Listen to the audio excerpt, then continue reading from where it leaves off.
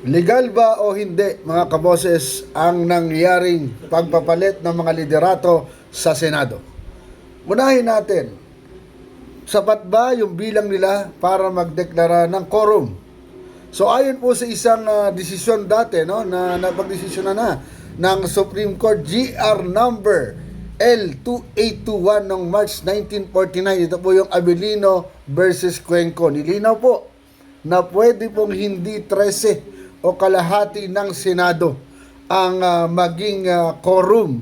Ito po ay kung may special circumstances. At kanina nga po, isinite po na ang active member lang ng Senado ay 22 kasi in-exclude po si Jinggoy Estrada na nakakulong at si Bato de la Rosa na nagtatago.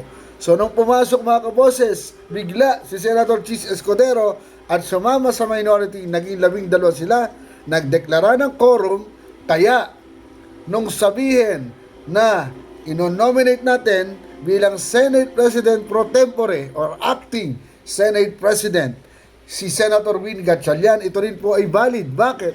Dahil wala pong sinabi sa konstitusyon o kahit sa rules na requirement po sa Senate President pro tempore ang absolute majority o 13. Maliwanag din po na si Senate President Alan Peter Cayetano pa rin ang Senate President. Pero ang tanong dyan, meron ba siyang hawak na kapangyarihan para magpatawag ng quorum at magsimula ng sesyon sa Senado? Wala po. Si Senator Alan Peter Cayetano ay isang Senate President na walang kapangyarihan. Valid din, mga kaboses, yung ginawang pagpapalit ng mga chairmanship sapagkat ginawa po ito sa ilalim ng isang Senado na nasa sesyon at may quorum.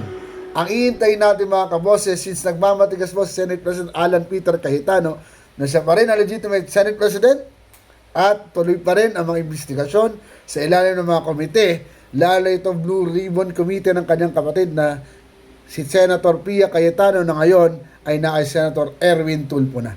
Pero magandang balita ito sapagkat nabalik yung basic education kay Senator Bamakino at yung agriculture kay Senator Kiko Pangilinan.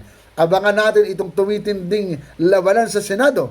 Pero mga kaboses, ang hindi po katanggap-tanggap dito ay yung patuloy na hindi pagtawag ng sesyon ni Senate President Alan Peter Cayetano. Hindi po pwedeng ganito ang Senado sapagkat sila ay nagiging kahiya-hiya sa bayan.